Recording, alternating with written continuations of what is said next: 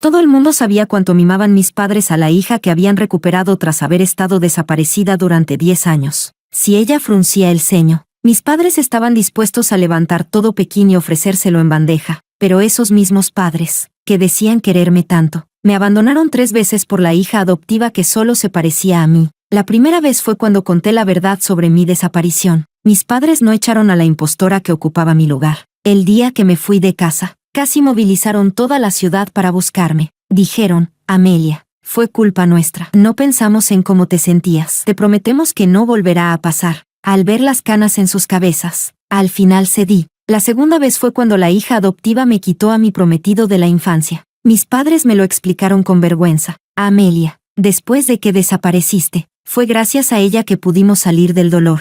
Y cuando la familia de Pablo vino a hablar del compromiso, no tuvimos opción más que ofrecerla a ella. Mi madre me abrazó para consolarme. No te preocupes, Amelia, te lo juro, cuando ya no estemos, toda la herencia será tuya. Ella no recibirá ni un centavo. Y otra vez, les creí. La tercera vez fue cuando ella exigió el brazalete de jade que había llevado por más de 20 años como parte de su dote. Ese brazalete era el único recuerdo que tenía de mi abuela, quien tanto me había querido. Y aún así, mis padres me lo arrancaron de las manos. ¿Y si no se lo doy?, pregunté levantando la cabeza. Mis padres solo fruncieron el ceño. Amelia, no seas caprichosa. Se va a casar. Cuando se case, todo volverá a ser como antes. ¿Volver a como era antes?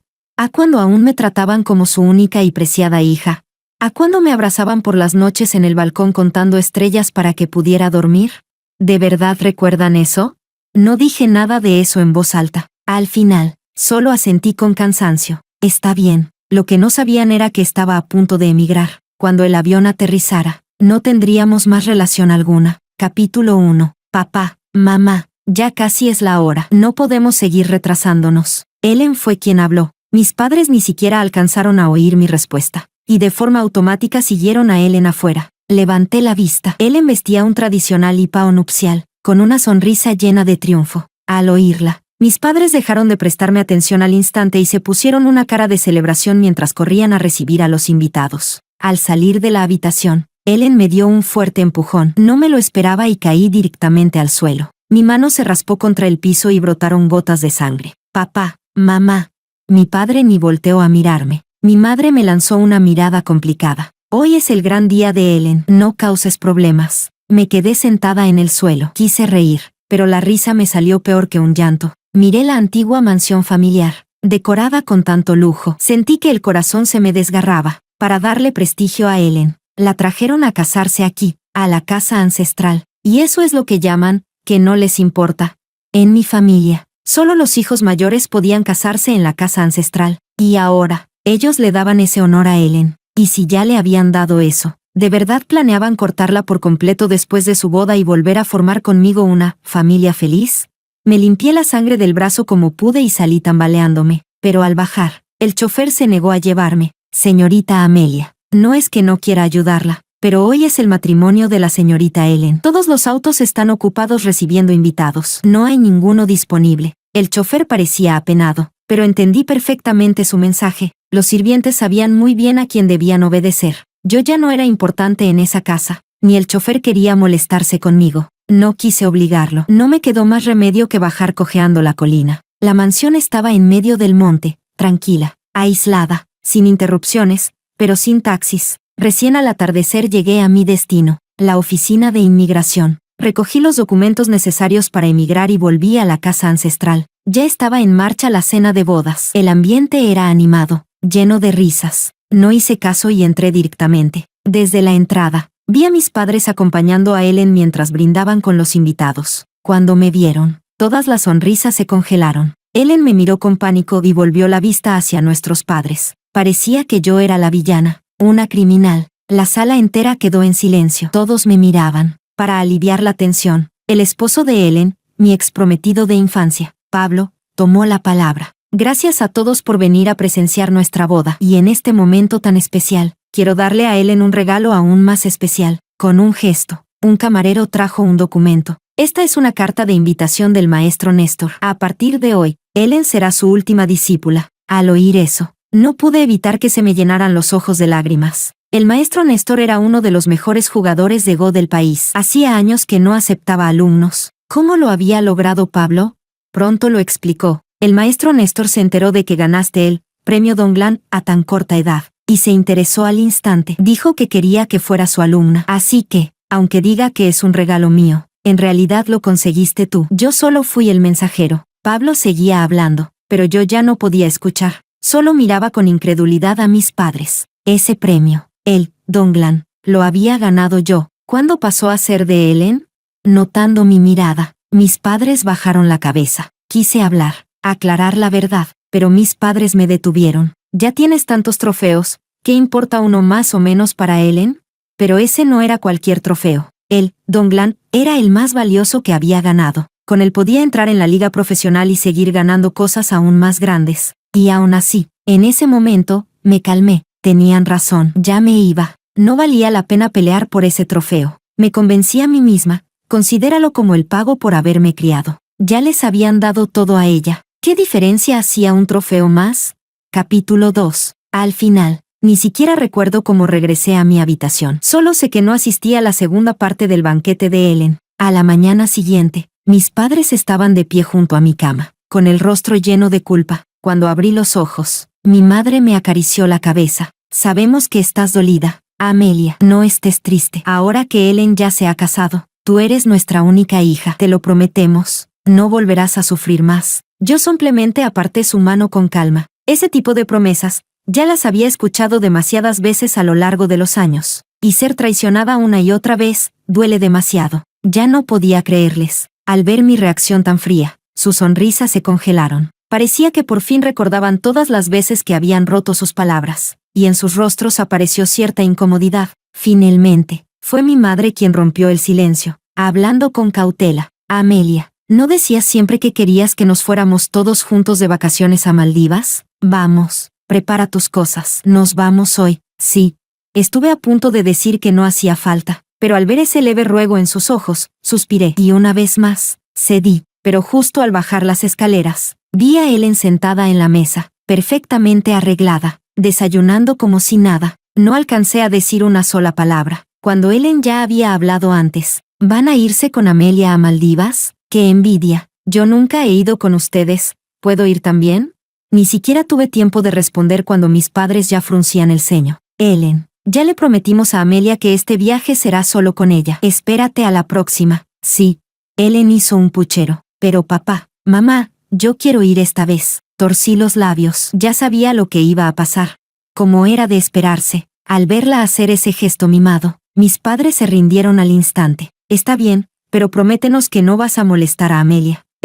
Ya en el auto, vi a Ellen brincando alegremente mientras se colgaba del brazo de mi madre. Ellen, despacio, te vas a caer, le dijo ella con ternura y preocupación. Y recordé que la última vez que yo había sido igual de alegre. Mi madre solo dijo, Amelia, pareces una niña sin modales. Esas palabras eran cuchillas que aún me cortaban por dentro. Cerré la puerta del coche con suavidad. Como Ellen también venía, ya sabía que mis padres no se subirían a mi coche. Siempre era así, ellos tres en un auto, y yo sola en otro. Ya en la playa, me cambié en silencio y me preparé para nadar. Aquellos que alguna vez me enseñaron a nadar tomándome de la mano, ahora estaban cuidando con esmero a otra persona. Ellen, el agua está fría. ¿Por qué no esperas un poco antes de entrar? Estoy bien, respondió ella. Luego me lanzó una mirada. Además, Amelia está aquí. Ella me protegerá, ¿verdad? Antes de que pudiera decir algo, Ellen ya se había lanzado al agua como un pez. Mis padres no tuvieron más opción que darme instrucciones. Amelia, cuida bien de Ellen. Ya sabes que no nada muy bien. No respondí, solo nadé un poco más lejos. Pero no había avanzado ni 2 metros cuando una cabeza emergió detrás de mí. Ellen, no sé en qué momento me siguió, pero algo me dijo que nada bueno venía. Amelia, dijo. Al girar, vi esa sonrisa triunfante en su rostro. ¿Tú qué crees? Si las dos nos ahogáramos al mismo tiempo, ¿a quién salvarían primero papá y mamá? Y antes de que pudiera contestar, me jaló del brazo y me hundió. Intenté estabilizarme, pero Ellen se sumergió y me agarró del tobillo con fuerza. Papá, mamá, ayuda, gritó ella, fingiendo ahogarse. Yo también grité en el último segundo antes de hundirme por completo. Papá, mamá, Ellen, Ellen.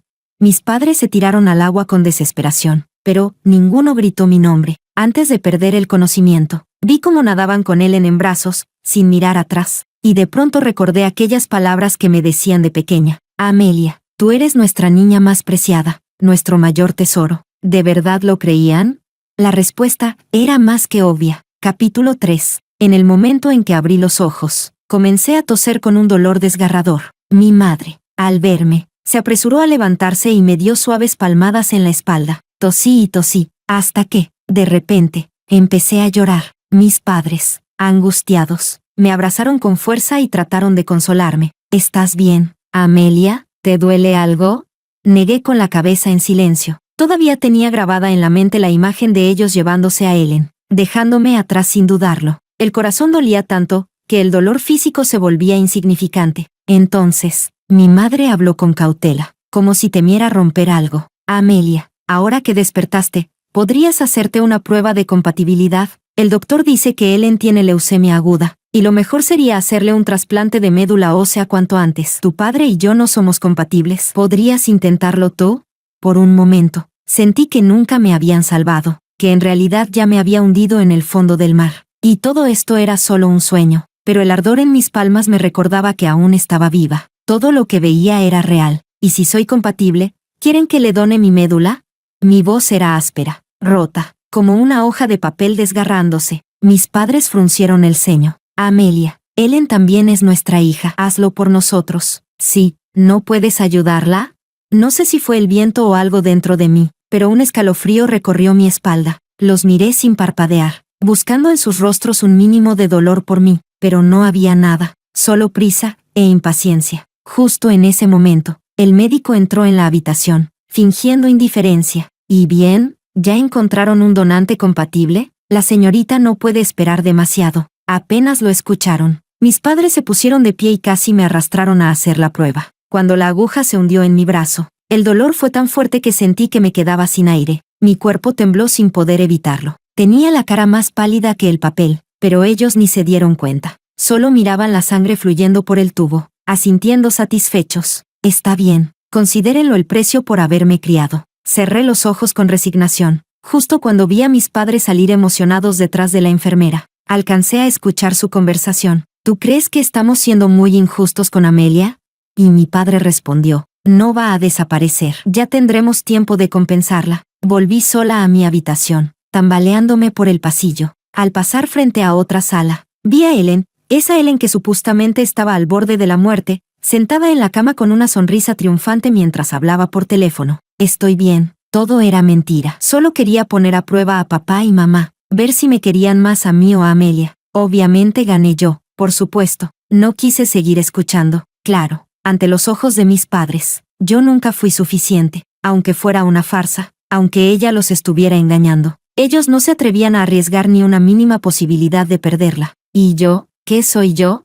Fueron ellos quienes me perdieron de niña. Fueron ellos quienes sufrieron. Y ahora son ellos los que ya no me quieren. Por suerte, ya no los necesito. Al fin y al cabo, la sangre no basta cuando no hay amor. No vale la pena seguir rogando. En ese momento, sonó una notificación en mi celular. Un mensaje de la oficina de migración. Señorita Amelia, sus trámites de inmigración han sido aprobados. Me sequé las lágrimas. No volví a la habitación. Bajé directamente a tomar un taxi rumbo al aeropuerto. Antes de abordar el avión, les envié un último mensaje a mis padres. Me voy, no les volveré a quitar el lugar de su hija. Un segundo después, la voz desesperada de mi padre llegó por teléfono. Amelia, ¿a dónde vas? Capítulo 4. No respondí, simplemente colgué el teléfono. Lo que tenía que decir, ya lo había dicho 1000 veces. Si no quisieron escucharme entonces, ahora tampoco tiene sentido repetirlo. Ellen, al enterarse de que me había ido, aunque casi no podía ocultar la sonrisa de felicidad en sus ojos, aún así fingió preocupación. ¿Cómo es que la hermana se fue sin decir nada? Pero para ese momento, mis padres ya no estaban de humor para preocuparse por ella. Justo hacía unos minutos, el médico les había dado una noticia inesperada. La leucemia aguda de Ellen había sido un diagnóstico erróneo. Al escuchar el resultado, un presentimiento extraño se apoderó de ellos. Por primera vez, comenzaron a darse cuenta de que las cosas no eran como habían creído. Sabiendo que Ellen ya no corría peligro, mis padres volvieron a casa lo más rápido posible, con la esperanza de encontrarme allí, pero al abrir la puerta, la casa estaba completamente vacía. Al empujar la puerta de mi habitación, se encontraron con un cuarto limpio, casi desolado, tan simple que resultaba increíble. Una cama, un escritorio y una estantería. Fue entonces cuando, quizás por primera vez, se dieron cuenta, cuando regresé a casa. Ellen ya se había adueñado de mi habitación. No quisieron desalojarla, así que me mandaron a la habitación de invitados. Prometieron remodelar una habitación solo para mí, pero habían pasado 7 años, y ese cuarto prometido nunca llegó. La estantería estaba repleta de trofeos cuidadosamente alineados. Debajo de ellos, descansaba un diario. Mi madre lo abrió, y sus manos comenzaron a temblar. Papá y mamá dijeron que pasarían mi cumpleaños conmigo, pero no vinieron. Se fueron de compras con Ellen. No entiendo. Si no me quieren, ¿por qué me buscaron?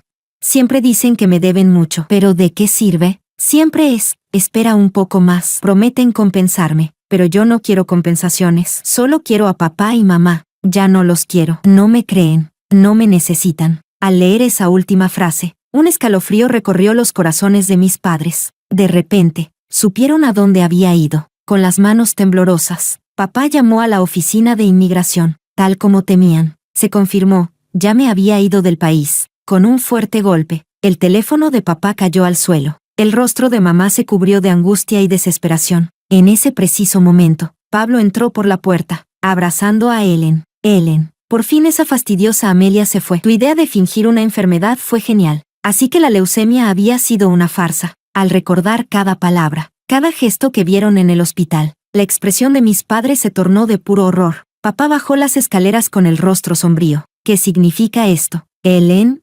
Ellen se sobresaltó. No esperaba encontrar a sus padres en casa. Por suerte para ella, aún le quedaban sus dotes de actriz. Las lágrimas le brotaron al instante. Yo sé que no soy su hija biológica, solo quería probar cuánto me querían. Al escuchar esa respuesta, papá golpeó la mesa con fuerza. Furioso, mamá tenía los ojos rojos de rabia. ¿Sabes lo que has hecho?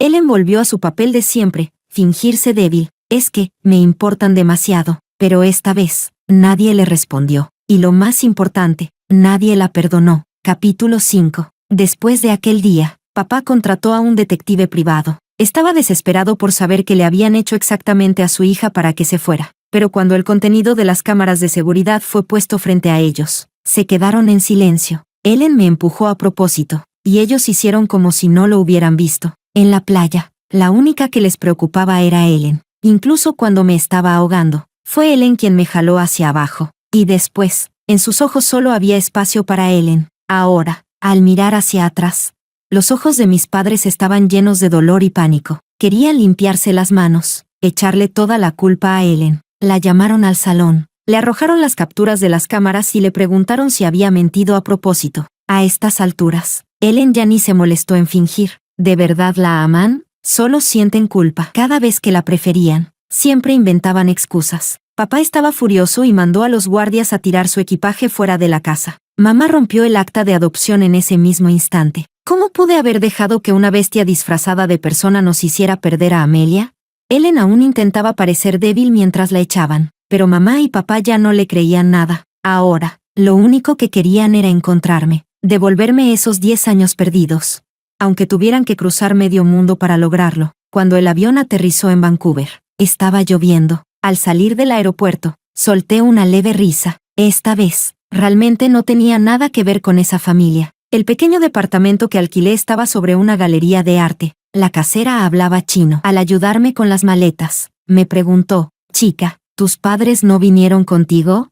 Sonreí. Están ocupados. Durante el día, trabajaba en la galería. Por las noches, me acurrucaba en mi pequeña cama a pintar. Los fines de semana, iba al supermercado. Un día pasé por una academia de Go. En la vidriera había un cartel del maestro Néstor. Me quedé parada frente al vidrio por mucho tiempo, hasta que el dueño salió y me dijo, ¿quieres pasar a ver?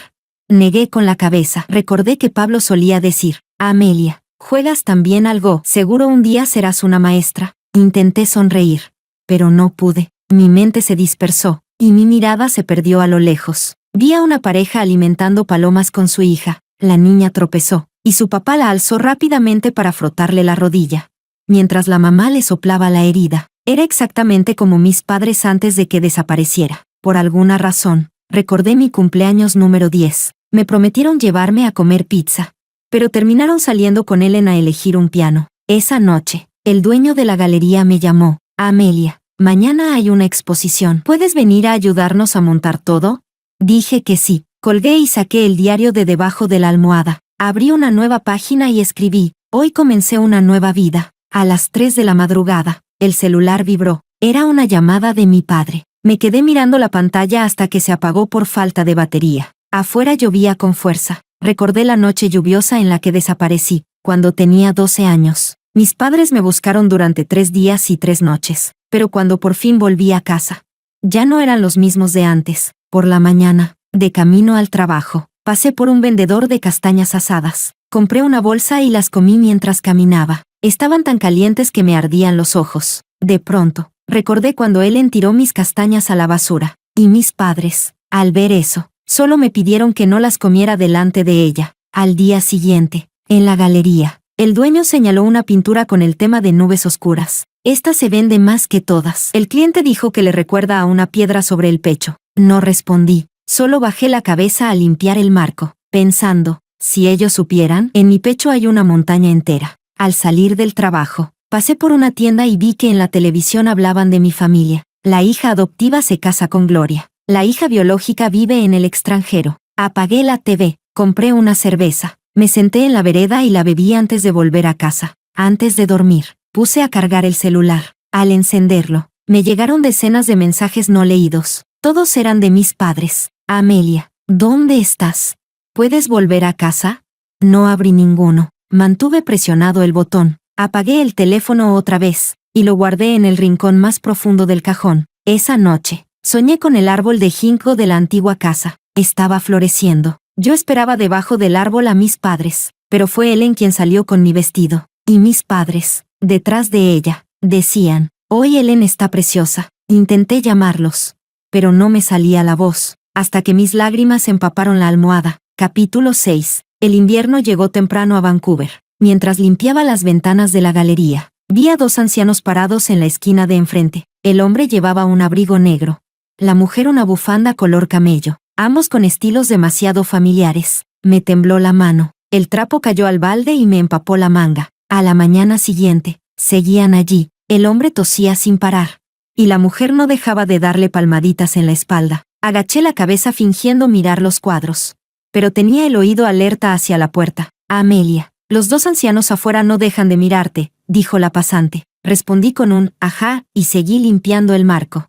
Pero colgué el cartel de no tocar al revés. Al tercer día, era fin de semana. Me quedé a propósito hasta que oscureció para no encontrarlos, pero al cruzar el callejón, escuché de pronto una respiración entrecortada. En la esquina, mi padre estaba agachado con una mano en el pecho y el rostro pálido como papel. Mi madre buscaba desesperada una botella de agua en su bolso de lona. La botella de plástico sonaba al temblar entre sus dedos. Me detuve. Sentí un nudo en la garganta. Observé cómo ella le acercaba el agua. Luego entró en una tienda de conveniencia iluminada con luz cálida. 15 minutos después, llegó la ambulancia. Corrí. Papá ya estaba en la camilla. Mamá le sostenía la mano y repetía: no tengas miedo. Cuando me vio, se le iluminaron los ojos. Amelia. Aparté la mirada, pero subí a la ambulancia y fui al hospital. El olor a desinfectante mareaba. Al fondo del pasillo, mamá sacó una cajita de terciopelo rojo de su bolso. Al abrirla, el brazalete de jade de la abuela brillaba con una calidez familiar. Fuimos tan ciegos en aquel entonces, susurró mientras lo acariciaba. Pagué para recuperarlo de la subasta. Si tu abuela supiera. La voz se le apagó. De pronto me agarró la mano. Por favor, danos una oportunidad. Queremos compensarte de verdad. Miré la fina grieta en el jade, pero retiré la mano. Si yo no me hubiera ido, ¿ustedes habrían visto la farsa de Ellen alguna vez? ¿Me amaban a mí? ¿O al reflejo de la hija perdida?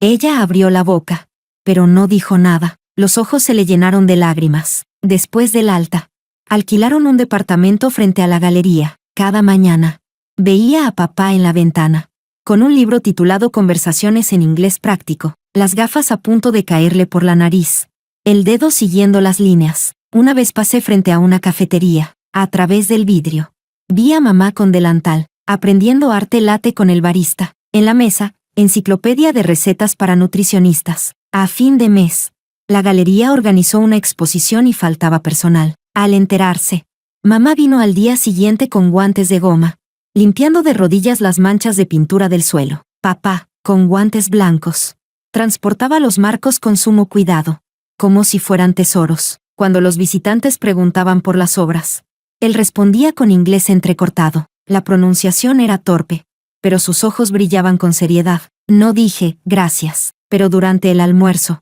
dejaba 2 sándwiches extra en la banca donde se sentaban. Mamá siempre me empujaba el que tenía más camarones. Papá se ocupaba de secar el envoltorio con servilletas. Una tarde de pleno invierno, calentaba un onigiri en la tienda. Cuando Ellen apareció en la TV, llevaba uniforme de prisión. La mirada vacía. El texto decía, condenada a 3 años por estafa. La conductora leía, el caso de la hija adoptiva ha causado revuelo. Los padres adoptivos se negaron a prestarle ayuda legal, y donaron la indemnización a la Fundación para Niños Desaparecidos. Mi celular vibró. Un mensaje de mamá. Fuimos a la comisaría. Ya donamos la indemnización. Me quedé viendo la pantalla un largo rato. Y respondí, es lo que debían hacer. Ella contestó con un simple, ajá, nada más. Guardé el celular. Di un mordisco al onigiri, y entre el arroz caliente, sentí un dejo salado. No supe decir si era la mayonesa, o mis lágrimas. Capítulo 7. 3 primaveras después, se inauguró mi exposición individual en la galería. El tema era la luz detrás de las nubes. En las 20 obras, las nubes oscuras se abrían en grietas que dejaban escapar luces doradas o plateadas. Los visitantes se detenían frente a los cuadros, hablando en voz baja. Uno dijo, parece una esperanza rompiendo el encierro. Otro comentó, como el sol después de una lluvia larga. Desde una esquina del salón, vi a mis padres sentados en sillas plegables en la última fila. Papá llevaba su abrigo negro de siempre.